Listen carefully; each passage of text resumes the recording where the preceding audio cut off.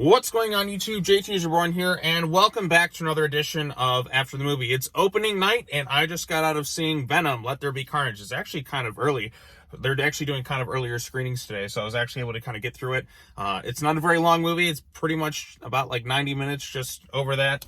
And we'll do spoiler-free first, and then we'll get into spoilers at a certain point in the video. But overall consensus, I actually did enjoy this movie. I'm surprised how much I kind of enjoyed it, because the first movie is an incredibly big mixed bag. Because Eddie and Venom, I loved them a lot in the first film. Like Tom Hardy, the chemistry between Tom Hardy and Tom Hardy as both Eddie and Venom was so great. And this movie just takes that element and just carries it through the entire film. And that's really funny. There's a lot of really funny stuff in this movie between Eddie and Venom. Basically, Eddie and Venom are like this odd married couple just trying to like going through a relationship hiccups, and they kind of have to learn to cope with that too. And it's so out there, it's so bizarre at times, but it kind of works. Like, it's really, really funny. Like, the moment Venom first kind of pops up in the movie, I found myself kind of laughing. And there's some fun stuff with that too. It's paced pretty well. I mean, this thing moves at a breeze. It doesn't overstay its welcome. Action scenes are pretty good. Definitely an improvement over the first one, where you couldn't really tell what was happening. You couldn't really distinguish the difference between, say, Venom and the Symbiote riots. And this time you have a much better antagonist, because the villain in the first movie was so absolutely horrendous, and they left such little to no impact on that movie. Like, everything else around Tom Hardy and Venom was just so incredibly just painful to sit through. But this time around, we at least have a more interesting antagonist with Woody Harrelson as Cletus Kasady, and his beloved Shriek, played by Naomi Harris, who, if you may recognize from Pirates of the Caribbean and the Daniel Craig James Bond films, as Miss Moneypenny. So yeah, I did enjoy this film. It's definitely got a good sense of humor. I mean, Eddie and Venom are extremely funny throughout this film. Is it my favorite comic book movie of the year? No, that still goes to the Suicide Squad, which I think is better than all the other comic book films that I've seen this year. What do we have this year? We have Black Widow, which was one which wasn't very good. We also had Snake Eyes, which is probably the worst of them all. We had Suicide Squad, we had this one, and we had Shang-Chi. I think this one I enjoyed a little bit more than Shang-Chi itself. I mean, the humor definitely kept me more engaged in it, and it felt like kind of its own thing, although there are instances where it ties to a much larger universe, and we'll get into spoilers in a bit there. Woody Harrelson makes for a pretty good antagonist this time around. Not the most compelling antagonist, I felt. I like some of the stuff where they kind of told some of his backstory through almost like the sketchy kind of animation that's kind of overlaid for the film. Andy Serkis directed this thing, and once I heard he was announced, I got pretty excited, because Andy Serkis is kind of the master of motion capture technology, so he really knows how to make it work and utilize it quite well throughout the film. You can definitely see that a lot of his fingerprints are kind of all over this thing. It does have a really good sense of humor, which a lot of Serkis's work in motion capture, if you've seen like Lord of the Rings, there's definitely some humor there, and you can see that influence here. Stylistically, it's a much better looking film. There's some really great looking cinematography.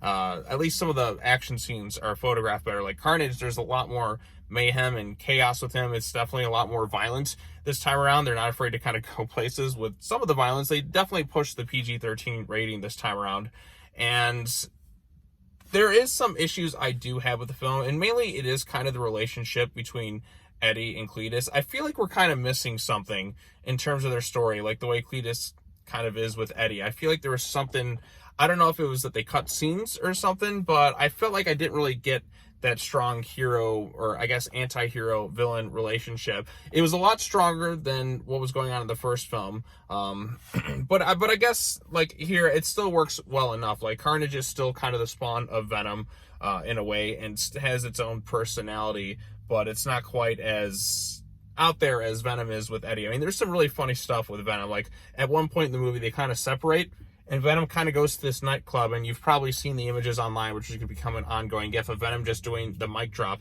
And there's just some really ridiculous stuff. Like Eddie is just trying to kind of live his life. Venom's there always like, we should be out there hunting down bad guys, and like, I want to eat people's heads. And Eddie's just trying to kind of keep them under control. And they just kind of argue like some weird outgoing couple. Eddie's ex is getting engaged to the doctor from the first film. And Venom is definitely like, excuse me one second. And you can tell that this is definitely taking a toll on Eddie and Venom just kind of gets Eddie into trouble too.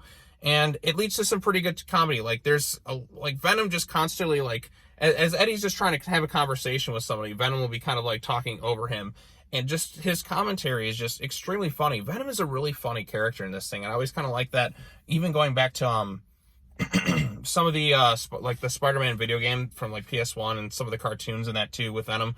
Like Venom he's violent, but he's also funny. So I really kind of like that personality that he has sprinkled in throughout the film. Excuse me, I'm losing my voice here for whatever reason. So yeah, I think it kind of worked in that regards. Now, I guess I should get into spoilers here. I want to keep things kind of vague. So for the first 6 minutes, I do think it's kind of worth checking out. Is it the strongest comic book film? No, I don't think so. Is this one I'll definitely revisit often? I'll definitely revisit this one a lot more than the first film. I think the first one was like a real kind of mixed bag where like Eddie and Venom were great in it, but like everyone else was kind of awful. And here you definitely have more kind of to carry the film rather than just Tom Hardy and Venom, who are just the entire film. It's just kind of those two. And there's some really good kind of comedy between them, and just the way Venom's kind of sprinkled in throughout the different scenes. Venom is just so like darkly like lovable in this thing. Like I just want to give him a big hug, and just seeing him kind of go out there and interact with people, even kind of outside of just being with Eddie, makes for some really solid comedy. And like I found myself laughing quite a bit at this thing. There was just something about that odd couple relationship between Eddie and Venom that just somehow worked enough for me to carry the film. Woody Harrelson, like I said, he makes for a decent antagonist. Not the best role I've seen Harrelson have. I don't know if it's just the writing or something, but like Carnage, it just didn't feel as big a threat as some of the other like Spider-Man villains that I've come across in the past.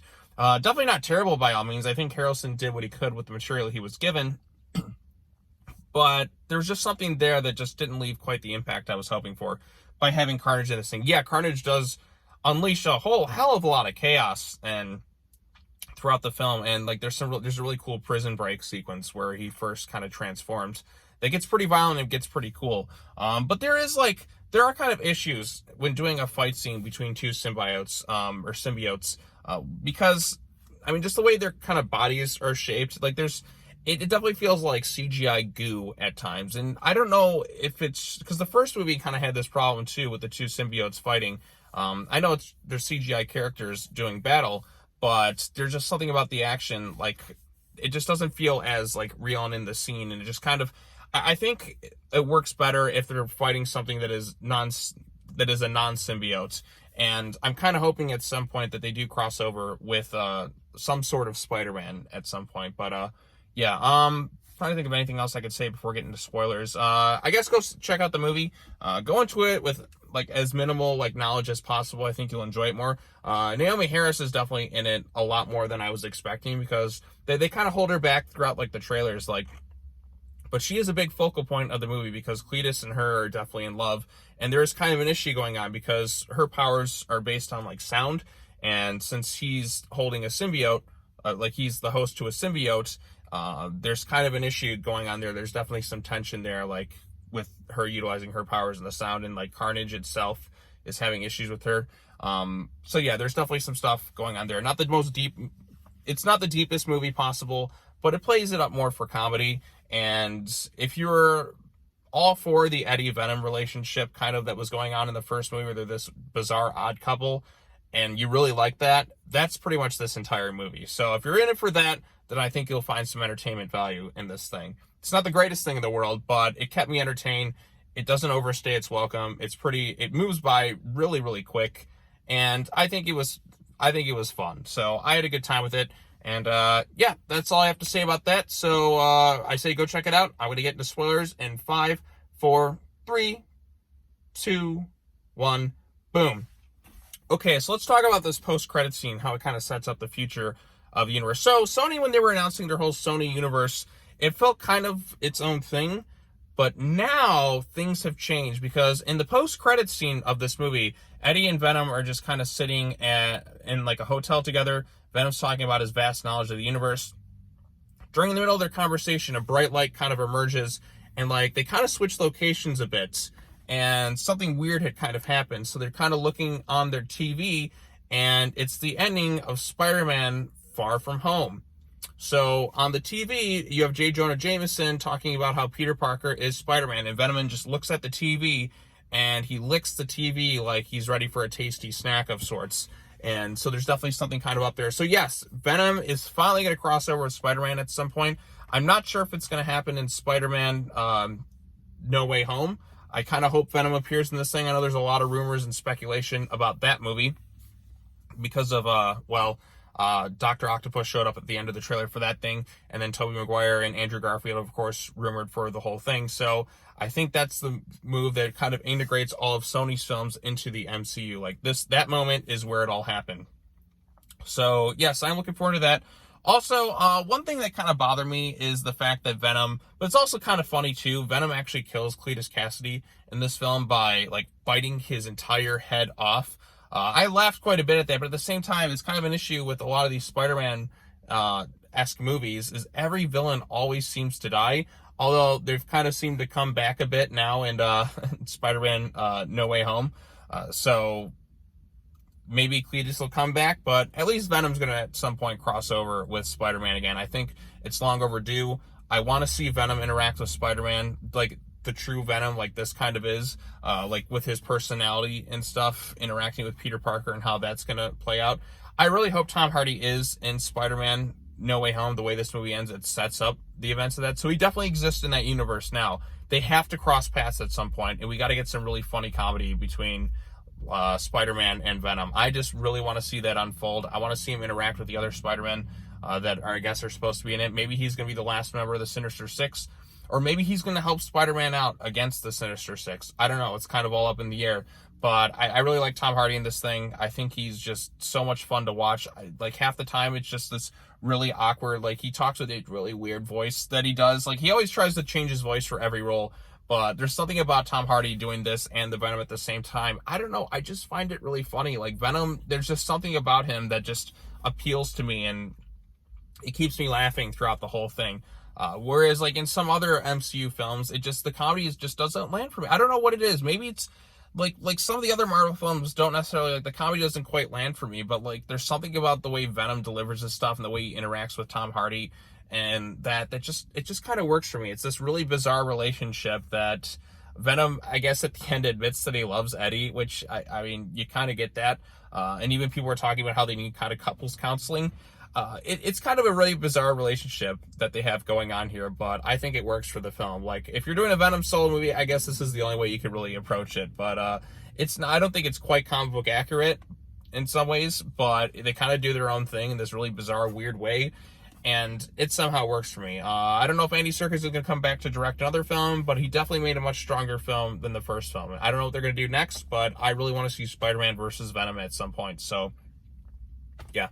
All right, well, that's all I kind of wanted to talk about. If you get the chance to, and if you haven't, go check out Venom, Let There Be Carnage. I think it's a better film than the first film in pretty much every single way. There's really nothing about the first film I thought that this film didn't do better, so that's a good sign. Better villain, better action, better sense of humor. Its pace, certainly, well, it's paced better.